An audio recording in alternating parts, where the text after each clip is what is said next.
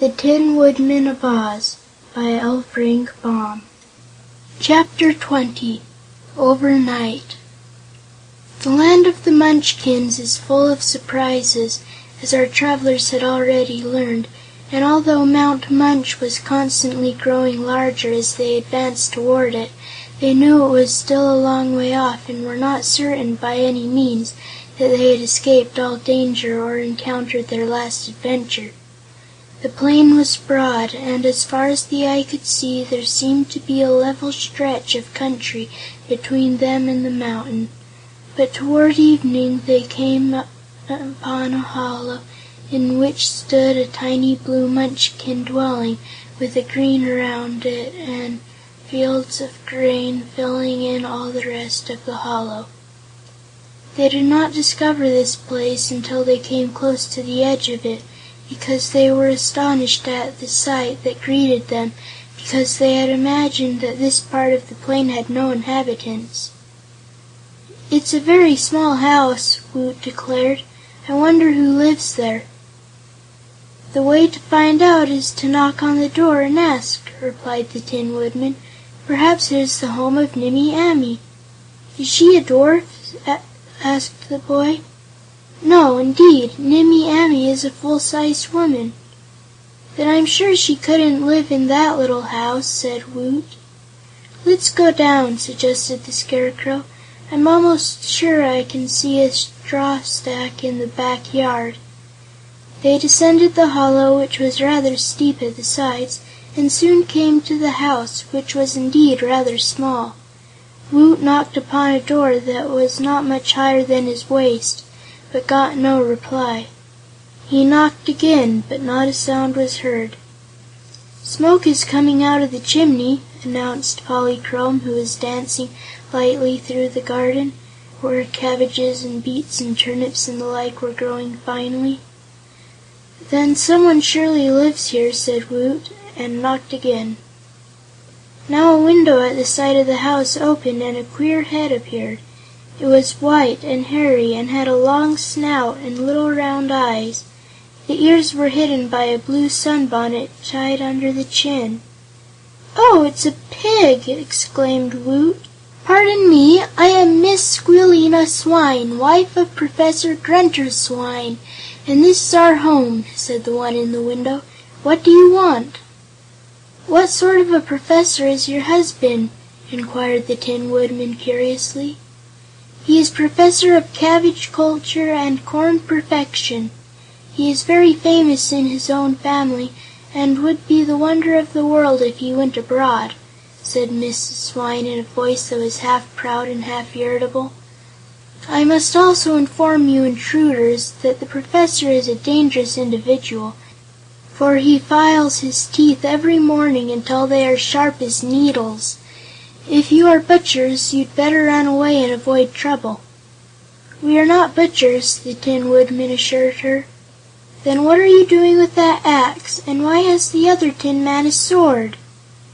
"They are the only weapons we have to defend our friends from their enemies," explained the Emperor of the Winkies, and Woot added, "Do not be afraid of us, Mrs. Swine, for we are harmless travelers. The Tin Men and the Scarecrow never eat anything, and Polychrome feasts only on dewdrops.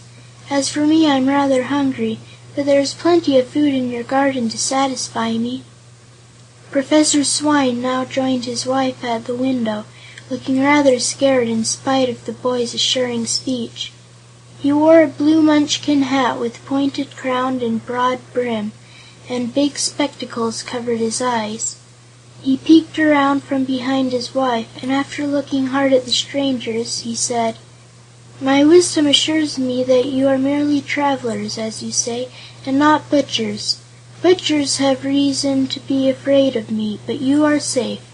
We cannot invite you in, for you are too big for our house, but the boy who eats is welcome to all the carrots and turnips he wants. Make yourselves at home in the garden and stay all night, if you like, but in the morning you must go away, for we are quiet people and do not care for company." "May I have some of your straw?" asked the Scarecrow. "Help yourself," replied Professor Swine. "For pigs, they're quite respectable," remarked Woot, as they all went toward the straw stack. "I'm glad they didn't invite us in," said Captain Fyter. "I hope I'm not too particular about my associates, but I draw the line at pigs." The Scarecrow was glad to be rid of his hay, for during the long walk it had sagged down and made him fat and squatty, and more bumpy than at first. "I'm not especially proud," he said, "but I love a manly figure, such as only straw stuffing can create. I've not felt like myself since that hungry Hippo ate my last straw."